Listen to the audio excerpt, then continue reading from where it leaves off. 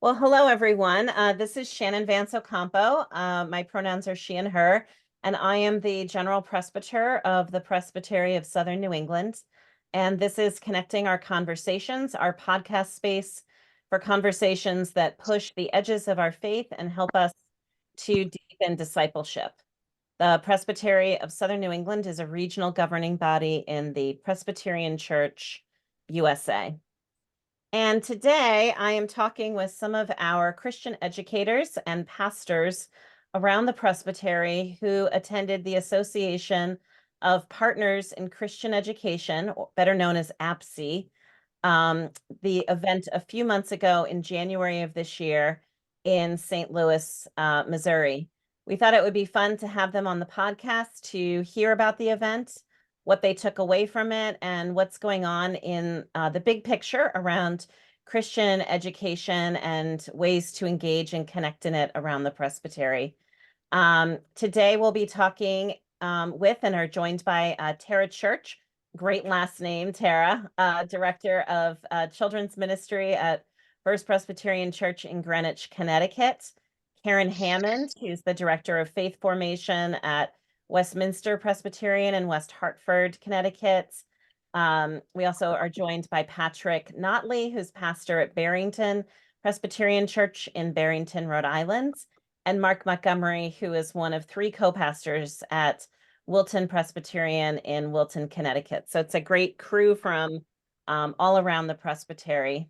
And I was saying before we got started to them that I'm really excited that we're having this conversation today on the podcast, because I started out my ministry many years ago in Christian education and was heavily involved in APCE in my first call and hold the Christian educator certification myself from APCE. So I love that Christian ed background, and I find that that background and those skills have been a constant and important companion to me throughout my ministry. So I'm a big fan of APCE. So welcome Tara and Karen and Patrick and Mark to this Connecting Our Conversations podcast. So what I thought we'd do today as we get going is we always like to start with introductions, and we'll just go around the Zoom room here and let you all introduce yourselves and whatever you'd like to share with us about who you are. And why don't we get started with Patrick? So I'm the pastor of the Barrington Presbyterian Church in Rhode Island. Who am I? I'm an old guy who's been doing this for more years than I want to admit to. I started with APCE in '86, and so have been at a lot of APCE gatherings, and have enjoyed the connectionalism of the church in that way. So Great. Thanks, Patrick. Tara, tell us about yourself. Well, let's see. First and foremost, I'm a mom of two girls, one who is now a teenager and the other one who is four, a little girl who thinks she's a teenager. And I am the director of children's ministries at First Presbyterian Church, but I have been serving First Pres for the last 8 years in different Christian education roles. And this was also my first year ever attending an APCE event. Great. Karen. Hi, I am also the mom of two girls. My girls are adults, though, and living in faraway places. And I, in a past life, was an elementary school teacher and sort of fell into the world of Christian education because I love children, and that has been lovely. I grew up at Westminster Church, but have been there as doing what was the now Faith Formation for 18, 19 years, something like that, a long time, and have enjoyed watching things grow and change. And I was introduced to APCE for the first time maybe only 8 or 10 years ago. So I have been to 6 or 7 APCE annual events and sort of am a convert now. Mark. Hi, so I'm Mark, and I've been into several APCEs, but always in a leadership role. which has been interesting. So I'm hopeful next year when it's in Memphis, I think it's the town next year, to go and be a participant and enjoy it from that perspective. But I grew up in the church, have worked in the Presbyterian Church most of my life, but I'm ordained in the United Church of Christ and do some work with that denomination as well. Great. So lots of different experiences here around the group. So say a little bit more, as you all are able, about your ministry context and how you live out Christian education where you are. What maybe are some of your Christian education focuses in what you're doing in your local congregations, and what happens there. Karen, tell us about what you all do. Why don't you get us started? Because I know you all do some really interesting. We are different. So we are very, very focused on doing things intergenerationally. And in fact, several years ago, we decided to end our formal Sunday school program, age separated, and flipped over instead to really focusing on what we can do for faith formation for all of our people together, feeling like that was really what was serving our children and our adults best. So, and over the years, things have grown and changed a lot in that world, and we've learned a lot, but it's been really exciting. What's it like for others of you, CE, in your local settings, Christian Ed? Well, right now, in our congregation, I think we're doing a massive rebuild after COVID. I think, COVID really impacted everyone, everyone's congregations, and I started to see it to begin to flourish again after all of this. And it took a lot of integrational things and reach out and being persistent and just changing innovative things in the programs to get people to come back, especially the children. Because once the children left during the COVID, it was really hard to get them to come back to church. But I'm starting to see an uptick in children coming, and it's just a really good place to be. So I think we're headed in an amazing place, and I couldn't be more excited. We have midweek programming back for children and families, and also the congregation. So it's all together. We have our Sunday school program back up and running. We have fellowship for children several times a month. So coming from where we were 2 years ago, we're in a really good place.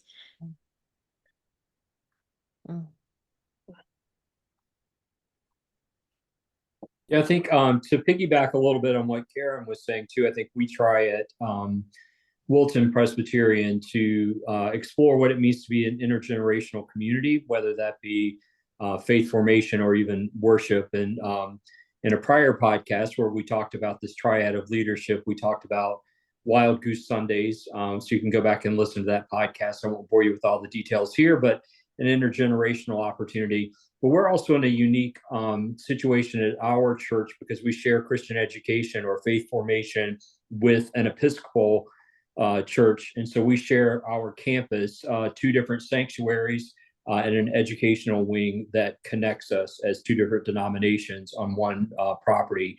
And so that's, it offers all the joys and challenges you could imagine pretty easily.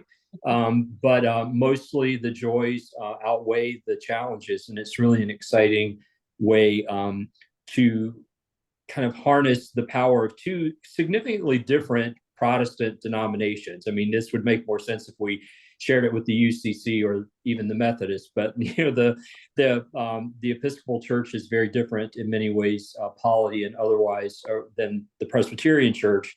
But it offers a richness and understanding of God and of grace and certainly of presence when we are in community that way together, especially around faith formation. So Barrington Press being a family-sized church, a small church, it has no other option than to be intergenerational. It lives and breathes intergenerational just because that's who it is and how it operates.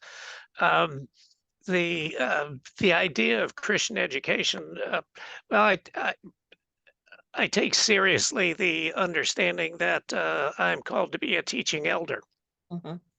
And so that the life of the church is not separated by what is education and what is worship. It is all. worship. It is all education, and we try to work into that. In one of the things that some of the members here say is that they appreciate the fact that they don't have to leave their brains at the door. That it's all a part of who we are and how we live. Funnily enough, COVID was not a horrible experience for this church. Its children's church school increased by five times. And that sounds really impressive. So we went from 2 to 10 in our children's church school, but it was just that we were wanting to be, for lack of a better word, playful at how we engaged in education, and that resonated with folks that were looking for that. So we continue to try to be playful with that. And the one thing I could say is, if you want to know who owns the church, it's the children of our church that own it. They feel comfortable being a part of the life of the church. That's great, Patrick. It's so in the theme of, right, discipleship formation, which is really our number one, job in the church, is to form disciples. And it's a holistic piece, and a piece that I think sometimes we think like, oh, I went to confirmation class, and, you sort of stop at that point, which it can be kind of a mistake in the church, or we think that there are these silos to our faith and to our formation, but discipleship is meant to be that arc, throughout our whole lives. And so I appreciate the way you put that, is of being a teaching elder, but also doing that discipleship work, because that takes all of us, even those of us who are, leaders in this work. It takes, we're also on that discipleship journey, hopefully. So yeah, it's an important piece. So thank you.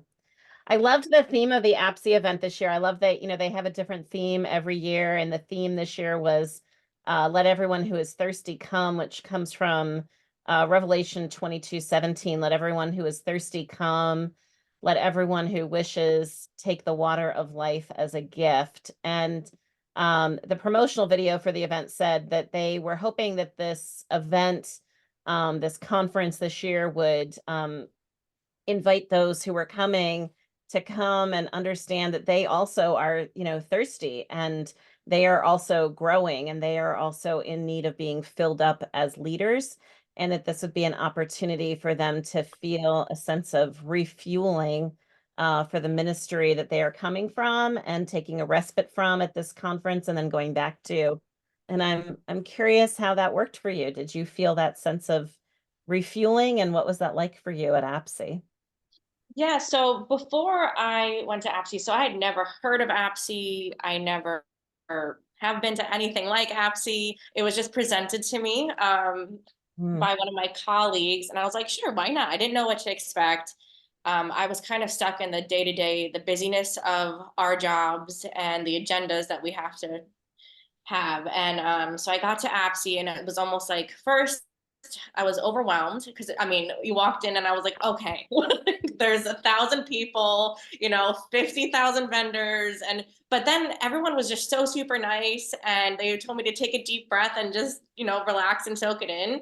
And I did. And when I came back home, and I'll go back to APCE in a second, the first thing I did was sign up for my Christian educator certificate courses.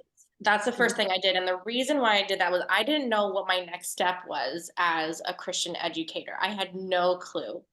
Obviously, I've been in the church for a while, and I have just learned as I was going. I have a teaching background, so I've just learned as I have been going, but I didn't know my next steps. And so when I signed up for that, there's a list of advisors you choose from. And the first name that popped up was the first woman who introduced herself to me at APCE and the new attendees orientation. So I thought that was pretty cool. So definitely APCE totally lit a fire in me. I don't get to experience worship and all the things like that and connect with people from all over the country often. So it really did do a lot for me personally. Oh, that's great, Tara. What's it like for others of you? Well, just to back or to again piggyback again, as I did with Karen, but this time with Tara, I think that that's such an important piece of, be it APCE or any other national event. It's so easy in our congregations to feel siloed in our own kind of world, and to feel whatever we're feeling, alone, or as if we're experiencing something that no one else in the country is experiencing, etc. And so when you get together and you find that you're not alone, first of all, but then also you find some of the solutions that other people are working into, again, be it intergenerational work, but whether it's by default and need, as Patrick was talking about, or whether it's just because this is something we've always wanted to explore, but have never understood the first step. And I do love that. I think APCE gives opportunity in a place where people are specifically focused on faith formation and spiritual development and that sort of thing, to really find this connection. So thank you for lifting that up, Tara. Yeah. I also, I always feel at APCE, one of the huge gifts of attending that event is the opportunity to enjoy worship. Those of us involved in worship leadership, Sunday mornings are a little different. And so just to have the opportunity to sit and experience, or stay and experience, to be a part of that. And also, not for nothing, it is amazing worship. They always have just phenomenal worship leadership there. And that's just such a gift to get that for a few days. Mm. Yeah, I couldn't agree more, Karen, because like you said, when you're working worship instead of being in worship, it's totally different. And I don't get that experience. I don't get to go and to sit in church at all, ever, if maybe very rarely. So it was really nice to have a worship experience, and that really, really helped me move my passion forward. Yeah. Mm. Yeah, there. I have to agree. The worship is one of those enriching events at APCE. Always has been. For me, part of it is that I have the ability, well, myself and my spouse, who is also an educator, have the ability to reconnect with colleagues that we have made. We are both graduates of what was the Presbyterian School of Christian Education, now Union Presbyterian Seminary. And so we have colleagues that we've known since that time. Mm. So part of the, just coming thirsty to make those reconnections, and the ability to be with folk that we have known for quite a few years. When we first started going to APCEs, we were the young annoying kids who sat in the back. Now we're the old annoying people who sit in the back and still create problems. But it's that kind of ability to connect over and over with folk throughout the years, and to we've made a habit of that when we go to APCE, we always go a day early and stay a day late. Mm. Partly because you miss all of the crush at trying to check in and check out, but also just to enjoy the space. And this venue was a wonderful space to just simply enjoy. Mm. Well, I'm really glad to hear all of those different ways that it was, a way for you all to be filled up while you were there, whether reconnecting with friends or being there the first time or just being in the space. It's those are some of the things I remember from the years that I used to go to APCE, is that it's just one of those really fantastic connectional spaces in the church, to sort of be with others and to also be really supported. As you think about that theme of being thirsty and needing to be filled up, I'm curious, as you have come home or even before then, what are you thinking about in your local ministry? What do you sense that people are thirsty for and need to be filled up in these days in your local setting? What does that seem like to you? I mean, maybe I can speak for a few of us, but I think a lot of, our communities, just they want to feel safe and they want to feel trust. and they want to feel that connection that they may not get elsewhere. And, I think that in the world we live in, it's hard for people to trust and feel safe, but I think that's something we can totally offer them. And, by going to APCE and going and reading about resources and innovative ways to involve people, I think, we can really captivate them and involve them in our worship and congregation. It's just going to be a lot of, hanging on to them and reassuring them that this is a safe, trusting place. Mm.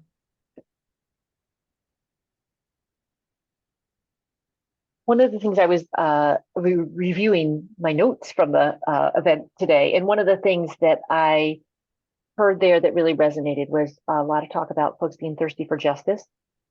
And it's one of the things that we talk about a lot, and yet aren't quite sure how to feed that and what that looks like. And so it was nice to hear a little bit about that. I think some of the folks that were preaching touched on that, and that was really, really great. That I really felt a lot of resonance with that.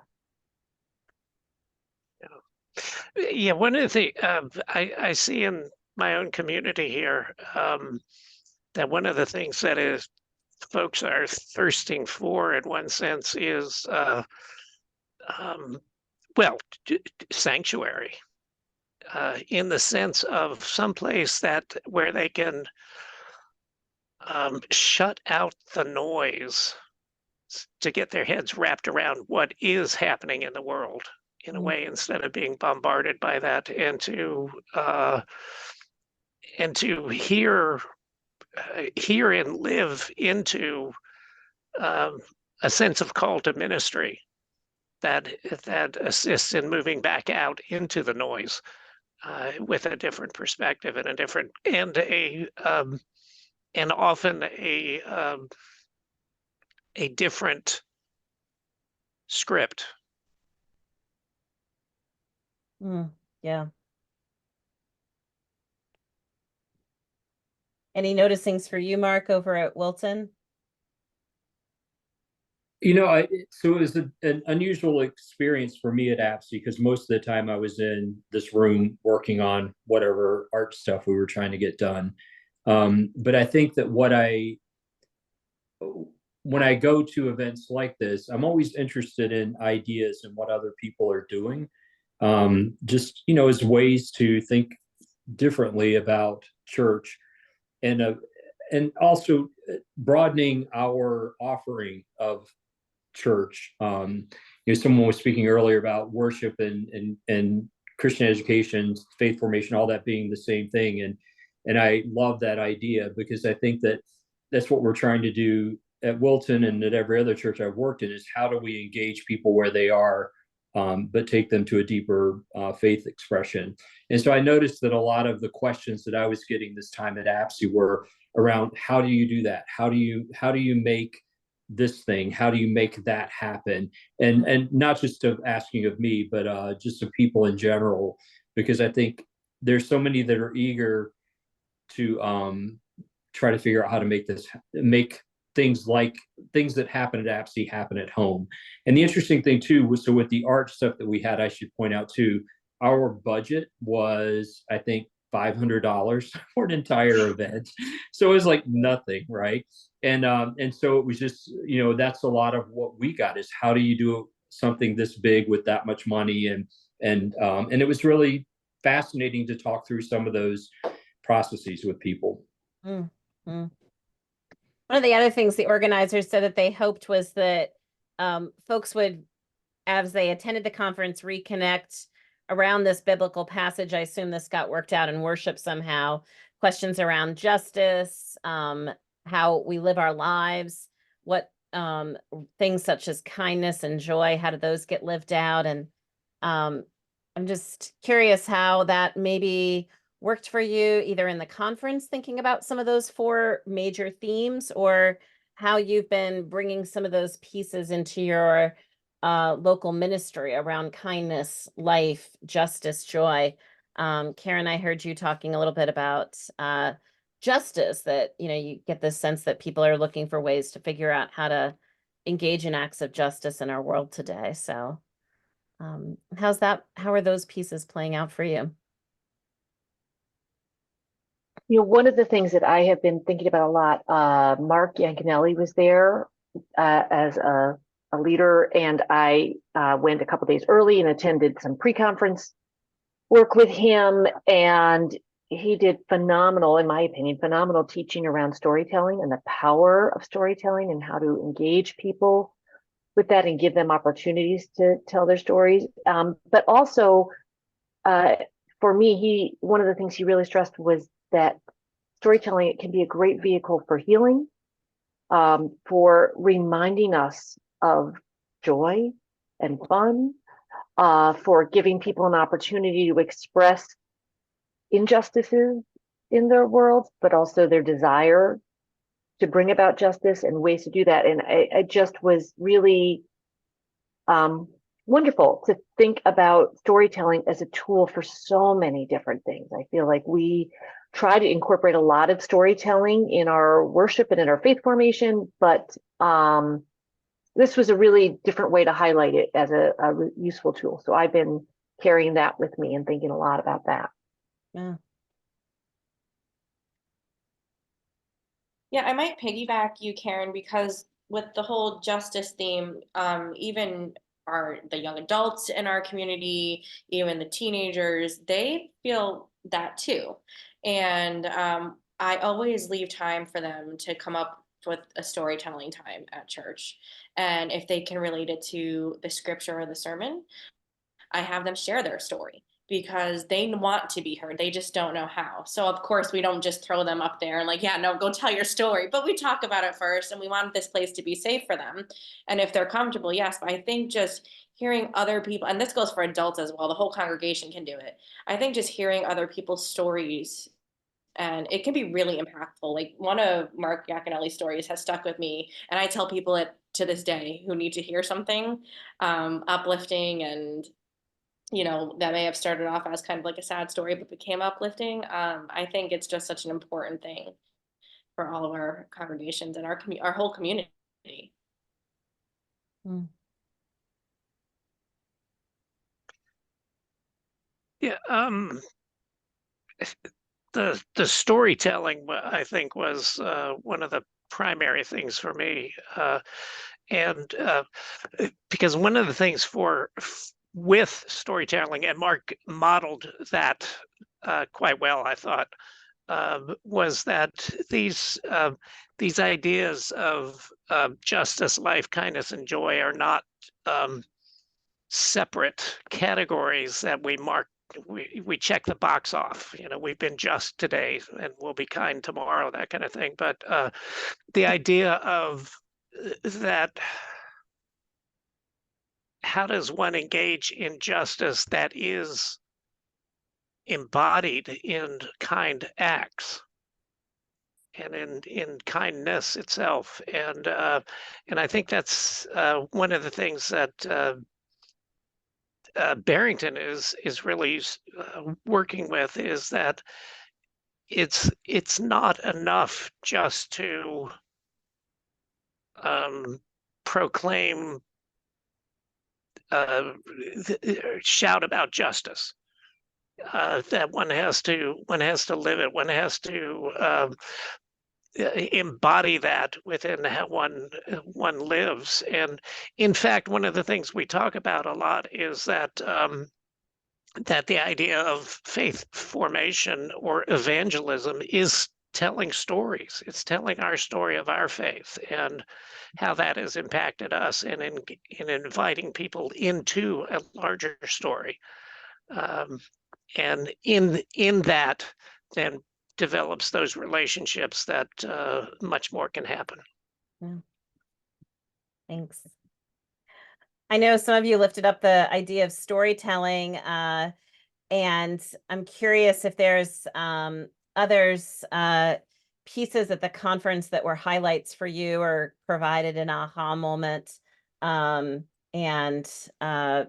thinking about what that was for you at the conference. So anything else other than storytelling? If not, that's totally fine too. Just curious. I know there's a lot of breakouts and workshop spaces at APCE as well. Sure. I think one of the things that was actually well done at this APCE event was not something that APCE did at all. And that was the venue itself, in the way that it told its story and the story of St. Louis, and just invited people into a very multi-sensory experience that um, allowed for the conversations to occur in a much different way. And just in things like, we ran into several folk who worked there, who had been there multiple decades, and their stories of just seeing the revitalization of this space, and what that has meant for the city itself. Mm. That was a very good moment for me. Yeah, and there was a lot of intentionality around that from the beginning, as far as I was concerned and what I was told. So the venue was in the train station. It's an old train station in the middle of St. Louis, which has this unbelievably rich history, just because of its location and where the lines that were part of this railroad would go out from and to. But there was also the site of the First World's Fair, which was the first hot air balloon. And so some of the art stuff that we did was around that. There was a lot of emphasis around, not one of the reasons the theme came about is because there's this enormous koi pond that has fish in there. They were all frozen when we were there because it was freezing winter. But in the summer, it's like a lot of fountains, and the fountains turn off and they become these fire breathing sort of things in the middle of the water. And so it was the whole juxtaposition of making sure that the theme was reflective of the space, was done to honor like the place where we were. Oftentimes now at Presbytery meetings, we're saying, who are the native populations that were a part of this? And we honored those populations there. We honored the people who built St. Louis. We honored all of those pieces simply by being present in this place, but also being intentional about understanding the history that was part of it and trying to incorporate that into the theme that was there. Yeah, and it did that very well, just simply, and the choices that were made where I've been to a ton of these things, and there's always a reception or something like that, and oftentimes it's just in the ballroom, and another ballroom in another city. Yeah. But to have this in a much more public space, and with especially with the access to the aquarium that they had, and just to make it a much more playful, with games and opportunities all abounding, was well done. Yeah, I saw a little bit of the videos of it, and I thought, oh, this is so sad. I wish I could have known about this space in St. Louis, because I've been there twice for GA things. And we've just been, like you said, Patrick, like in a hotel, and it's kind of like every hotel I go to for every conference, like they're a bit a dime a dozen, right? Like how many, different configurations of a hotel do you have? And I missed all of that both times I was in St. Louis, and I wish I could have seen it. It would have been better. It sounds like a much more fun space. Yeah, we should totally give a shout out that you should go down there to check it out, because in the main area of the train station, they actually do like historical stories on the ceiling using videos that take up the entire ceiling. So again, just talking about, it felt like we were standing on the shoulders of saints, right? Because they would tell the story and you immediately became part of the story. So the whole thing around the water and the storytelling, it was just also organic. And definitely fueled by the ground on which we were standing, that it was a good lesson in and of itself with churches, in my opinion, that, what is the ground you're standing on? Because that's the catalyst for your ministry, rather than trying to do it exactly like everybody else does. Tara, their church is at the top of Greenwich Avenue, which is like this great location in so many ways and a daunting place to be. But like that is a specific type of ministry to which that church would be called. And it was a good reminder that I think APCE gave to all of us is use the resources on which you stand and let that be your foundation. Yeah, that's really cool. Well, as we wrap up today, just curious what your thoughts are coming out about next horizons in Christian education that you're hearing about or learning about, and ways you can see some of this flowing into your life and your ministry, or even larger connectional ministries of the Presbytery, sort of that, from the zooming in to the zooming out. Where do you see some of those pieces? Personally, for myself, I'm just super excited, like, for the future of this and to build my ministry through everything I'm going to be learning through the educator certificate and the outreach to people, than the relationships that I've already made with people from APCE. So I'm very excited about that. I really hope that, we can spread the word of APCE more, because again, I had never ever heard of it. I reached out to colleagues that I know up the line, and they had no idea what I was talking about. So it's just something I think that people need to be more informed of. And I think for all Christian educators, it should be at least go once. It's quite the experience. And, the first thing I did when I came back to work, I was like, I'm going back next year. So let's put it on the calendar and let's get it, so it's very exciting. But I think, that's where I'm at right now. Great. Yeah, a couple of thoughts. One is that having been a part of APCE for so long, I am glad to see the shift from the Association of Presbyterian Church Educators to the Association of Partners in Christian Education. That partly out of just necessity, it had to happen, but the fact that there is a much more intentionality to the larger faith community, that frankly we need to partner together in religious education, not try to all stay in our own sandbox and parallel play. So that was good. The other thing was that struck me at this APCE that was not necessarily has been a part for a while, and that was that there was well over 50% of the attendance there, from what I could see, that were the newer folks in ministry, younger folks, and that was great to see. There have been many of the APCE meetings where it's just been a sea of white or no hair, and so it was wonderful to see the younger energy. That in and of itself confirms that we're not really in control of this, and so it's good to see that the story is getting out and that it's being shared, and it will continue to be shared. Right.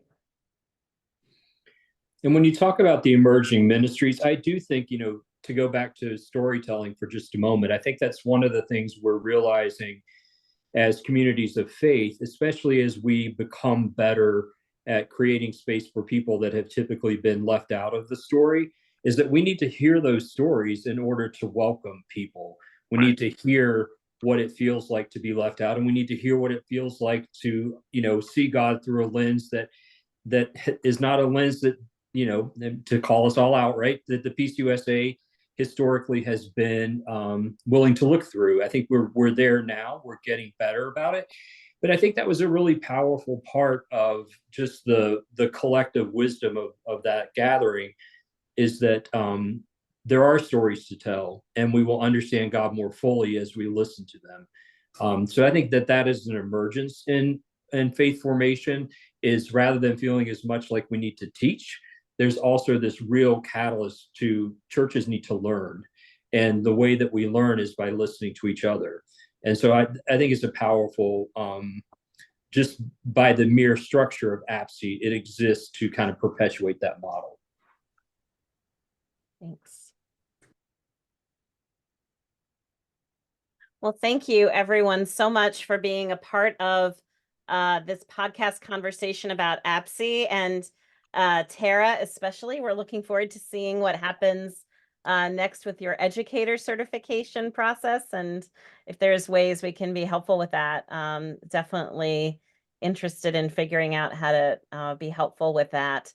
And thank you so much, Karen and Patrick and Mark, also for being part of this conversation and sharing with us about this conference and about who you are in ministry and what you're up to. We're so grateful for each of you, and thank you for being part of this Connecting Our Conversations podcast and this particular conversation today. So blessings on the rest of your week, everyone. Thank you. Thank you. Sure. I got